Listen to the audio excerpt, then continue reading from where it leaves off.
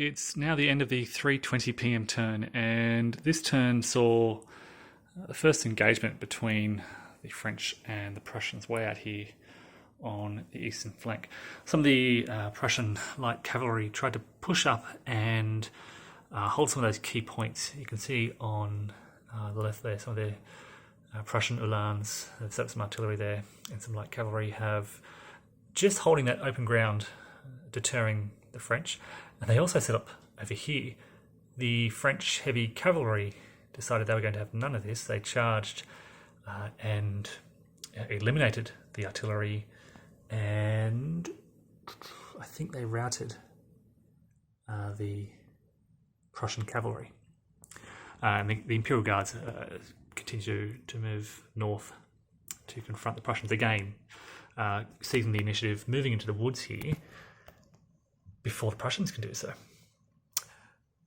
Further to the west, another series of French assaults in the centre. Not much, actually, just one or two assaults, which didn't have much success.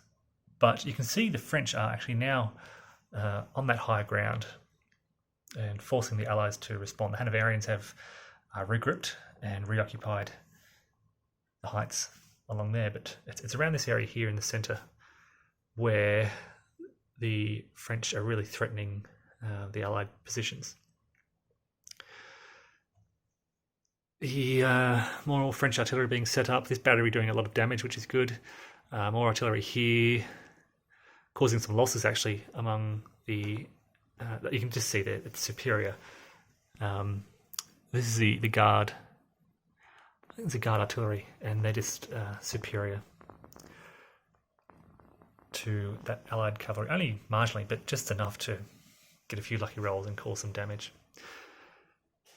More of Lebeau's men continue to suffer.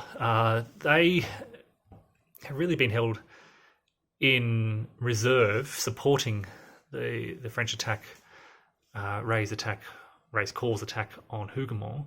But in doing so, they've been forced to sort of occupy, well, haven't been forced to, but they've chosen to occupy this open ground where they've just been cannon fodder for the Allies. At the same time, the Second Corps here have served a similar purpose. They've held the left flank of that Allied defence around Hougoumont, but they have been battered as well by French artillery. You may notice a big gap here. More Guards units eliminated, more King's German Legion units eliminated.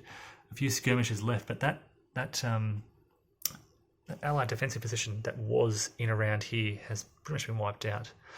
No casualties around Hougoumont this turn, but you can see this whole area. The French have cleared the way for more advances. They'll need to regroup. There's a lot of mess back there, and of course still some light companies in Hougoumont, but their ability to push past is being met with some success.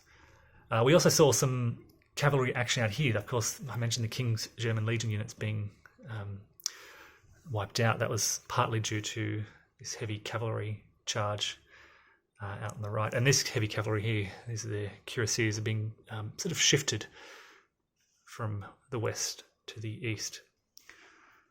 I'll just flip it around so we can see the perspective from the French. So things going well for the French. Just to the left of Hougoumont there. Not many Guards units left defending the Peach Orchard. They're still there, still defending. They haven't activated it. It's just a fire exchange in there. But the French are having the upper hand in that situation. And again, further east, you can see they continue to push against La Haye-Sainte and starting to confront the Prussians. So that is the situation. The French are... I mean, they're inflicting more casualties on the Allies. They need to break through. They need to keep pushing. It's really how many casualties can they inflict before the Prussians can change the tide.